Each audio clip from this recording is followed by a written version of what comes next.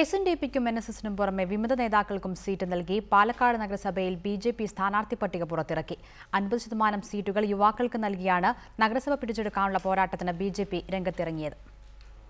52 വാർഡുകളിലേക്ക് 49 സ്ഥാനാർത്ഥികളെയാണ് BJP പ്രഖ്യാപിച്ചത്.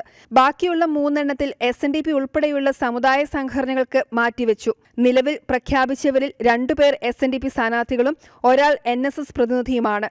Prasanna K. Babu എന്നിവരാണ് SNDP പ്രതിനിധികൾ. Professor Saudamini C Menon NSS പ്രതിനിധിയായി മത്സരിക്കുന്നു.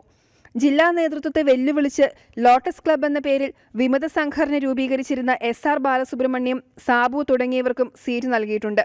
നിലവിലെ 9 കൗൺസിലർമാർക്കും സീറ്റ് നൽകിയിട്ടുണ്ട്. 31 പേർ പുതുമുഖങ്ങളാണ്. ജില്ലാ പ്രസിഡന്റ് C. കൃഷ്ണകുമാർ, ദേശീയ സമിതി അംഗം N. ശിവരാജൻ എന്നിവരും മത്സരരംഗത്തുണ്ട്. BJP ദേശീയ സെക്രട്ടറി H. രാജ തെരഞ്ഞെടുപ്പ് കൺവെൻഷൻ ഉദ്ഘാടനം ചെയ്തു.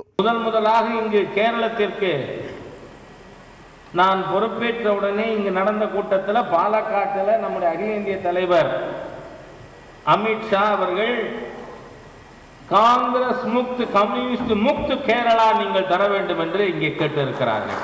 ഓരോ വർഷവും കൗൺസിലർമാരുടെ സ്വത്ത് വെളിപ്പെടുത്തുമെന്ന വാഗ്ദാനം ഉൾപ്പെടെ 101 കർമ്മ പദ്ധതികൾ അടങ്ങുന്ന വികസന രേഖ BJP പുറത്തിറക്കി. റിപ്പോർട്ടർ, പാലക്കാട്.